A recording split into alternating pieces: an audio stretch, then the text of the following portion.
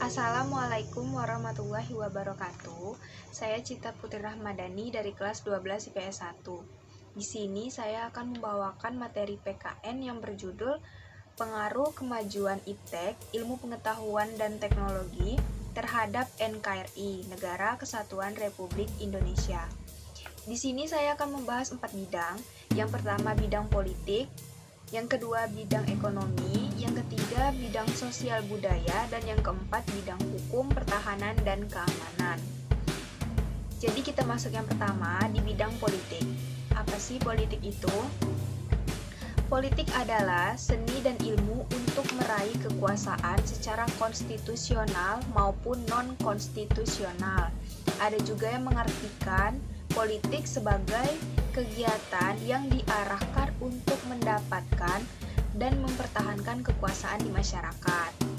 Jadi kita masuk ke pengaruhnya, ada pengaruh positif dan pengaruh negatifnya.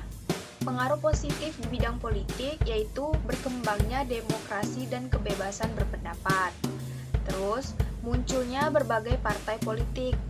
Partai politik adalah organisasi yang mengkoordinasikan calon untuk bersaing dalam pemilihan di negara tertentu. Dan pengaruh negatifnya, terganggunya stabilitas politik akibat menyebarnya isu hoaks yang terkait di pemerintah. Munculnya gerakan radikalisme dan terorisme. Itu di bidang politik. Yang kedua, di bidang ekonomi. Pengaruh positifnya, makin meningkatnya investasi asing atau penanaman modal asing di negara kita. Dan meningkatnya kesempatan kerja dan devisa negara.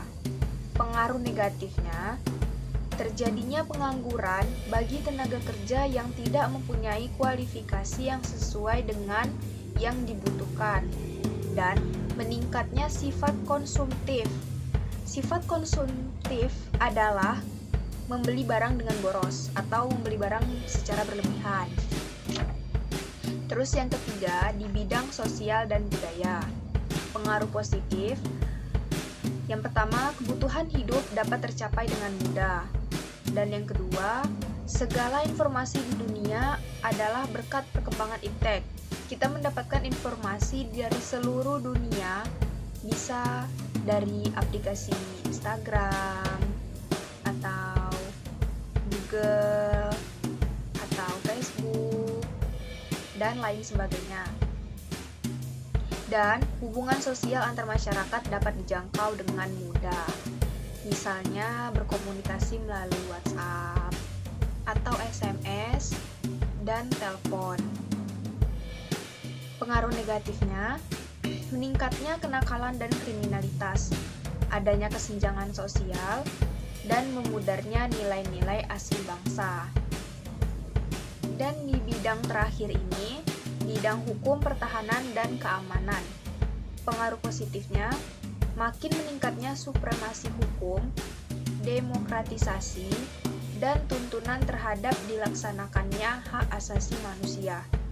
Dan pengaruh negatifnya, menimbulkan tindakan anarkis dari masyarakat yang dapat mengganggu stabilitas nasional.